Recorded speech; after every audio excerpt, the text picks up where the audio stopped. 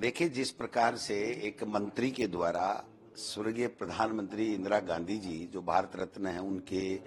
विरुद्ध में अनावश्यक प्रश्नकाल में अवांछित अमर्यादित टिप्पणी की गई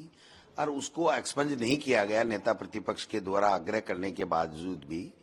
तो हम लोगों ने भी आग्रह किया माननीय स्पीकर महोदय से आगे बढ़ करके डास्क तक जाकर के कि इसको अमर्यादित टिप्पणी को माननीय अध्यक्ष महोदय आप एक्सपंज कराइए, लेकिन उन्होंने सदन स्थगित कर दिया। और फिर उसके बाद में जो गतिरोध हुआ और 4 बजे के लगभग उन्होंने बिना कोई बात किए, बिना कोई नोटिस दिए, बिना कोई सजा सुनाए उन्होंने सीधी सजा कत्ल की सुना दी कि भाई 6 लोगों को निलंबित किया जाता है। और अशोभनीय व्यवहार के कारण से मैं समझता हूं कि ये परंपरा रही है यहाँ विधानसभा की कि इस प्रकार से जब कोई बात होती है तो आगे तक जाकर के विपक्ष के सदस्य जो है वो आग्रह करते रहे हैं, बार बार करते रहे हैं, लेकिन उसके बाद में 2 दिन तक अजमेर चले जाना माननीय स्पीकर साहब का, बात नहीं करना, डायलॉग नहीं होना और उसके बाद में आने के बाद में सारी बातें सेटल हो जाना, उसके बावजूद बीच में वार्ता से उठ करके सदन चलाना, फिर वापस गतिरोध होना, फिर वापस बुलाना, फिर खाना खिलाना, फिर समझौता होना, समझौते मुताबिक हम लोगों का बाहर जाना, फिर बाहर जाकर के वापस आना, फिर 3 बार मेरे द्वारा खेद प्रकट करना, जूली साहब के द्वारा करना, पारिक साहब के द्वारा करना और उसके बावजूद उस मंत्री की टिप्पणी बरकरार, उससे नहीं बुलवाना और बार बार ये कहना कि ऐसा बोलो, ऐसा बोलो, ऐसा बोलो। उस पर भी हमने तो कह दिया भाई आप पहले मंत्री की टिप्पणी से शुरुआत हुआ है तो मंत्री टिप्पणी वापस ले और खेद प्रकट करे, उसके बाद में कोई बात रह गई हो तो हम सदन चलाना चाहते हैं वो बात भी कर लेंगे, लेकिन सदन स्थगित हो जाना और उसके बाद में बाहर निकाल देना, कोई चर्चा नहीं करना, अनर्गल आरोप लगाना, ऐसी बातें हुई थी, ऐसा हुआ था, ऐसा हुआ था, झूठी बातें करना, अनर्गल कल एक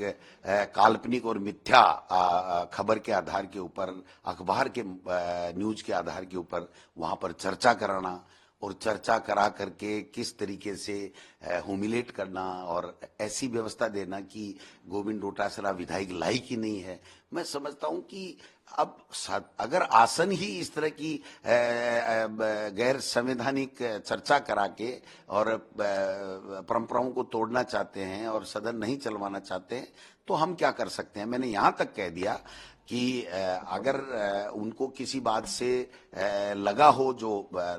उनके कोई भ्रम हो गया हो या उनको किसी ने फीड कर दिया हो कि ऐसी बात होगी, तो मैं स्वयं जाकर के उनके घर पे मेरे बड़े भाई की तरह है, मैं उनका भ्रम दूर कर सकता हूं या कोई बात हो तो उनको हर्ट हुआ हो तो खेद प्रकट कर सकता हूं। फिर भी नहीं चलाना, सदन नहीं चलाना, किसी को पलटू राम कहना, किसी को सल्टू राम कहना, किसी को ये कहना कि ये विधायक लायक ही नहीं है। मैं वसुंधरा राजे जी की सरकार के समय 2016 में मुझे बेस्ट एमएलए का अवार्ड मिला है, 4थी बार चुनाव जीत करके आया हूं। ये पिछली दफा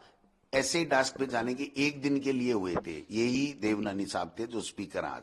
और सीपी जोशी जी ने 1 दिन के लिए इनको बाहर निकाला था, इन्होंने खेद प्रकट नहीं किया था, 1 दिन बाहर चले गए। हमको बजट सत्र के लिए 6 को निकाल दिया बेवजह, और फिर भी हमने 3 बार खेद प्रकट कर लिया, हर बात के लिए कर लिया, संपूर्ण घटनाक्रम को अलग अलग बता के कर लिया। अब उसके बाद में मेरे समझ में नहीं आया कि वो मंत्री की टिप्पणी अभी तक भी वहां पर है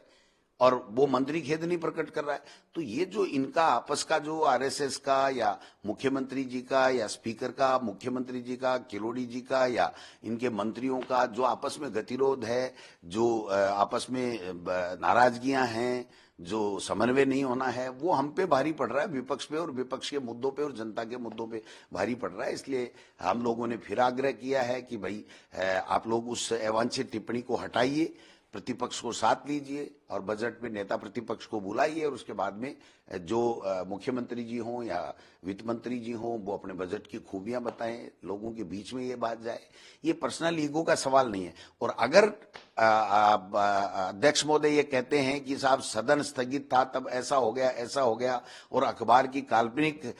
खबर के आधार के ऊपर वो अपना दुख प्रकट कर रहे हैं, वो भावुक हो रहे हैं, तो कल तो उन्होंने सारी मर्यादाओं को तार तार कर दिया कि गोविंद डोटासरा जो उस सदन का सदस्य है उसकी अनुपस्थिति में उसके लिए ये रिकॉर्ड में अंकित करा देना कि साहब वो विधायक लायक ही आदमी नहीं है। बेस्ट एमएलए आपकी बीजेपी की सरकार ने मुझे दिया, और इस घटना को छोड़ करके आज तक कभी मेरा कोई निलंबन नहीं हुआ। इनका तो निलंबन मेरे से पहले हो गया, और वो इस तरीके की बातें करके सदन में गतिरोध रखना चाहते हैं, ये अच्छी बात नहीं है।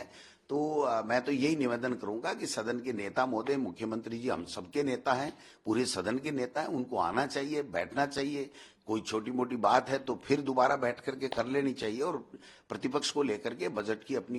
खूबियों को बताना चाहिए, और हम उनमें कोई जो कमी खामियां हैं वो बताएंगे। ये अच्छा है। सदन जनता का है, जनता के लिए है, जनता के मुद्दों पे है। अनावश्यक टिप्पणी करके मंत्री अगर प्रवोक करके और सदन को बाधित करे और फिर उसके बाद में चर्चा नहीं करे, अनर्गल किसी को पलटू राम कह दो, किसी को सल्टू राम कह दो, भाई अब सत्ता के मद में हो, आप कुछ भी कह सकते हो। सत्ता भी आपकी है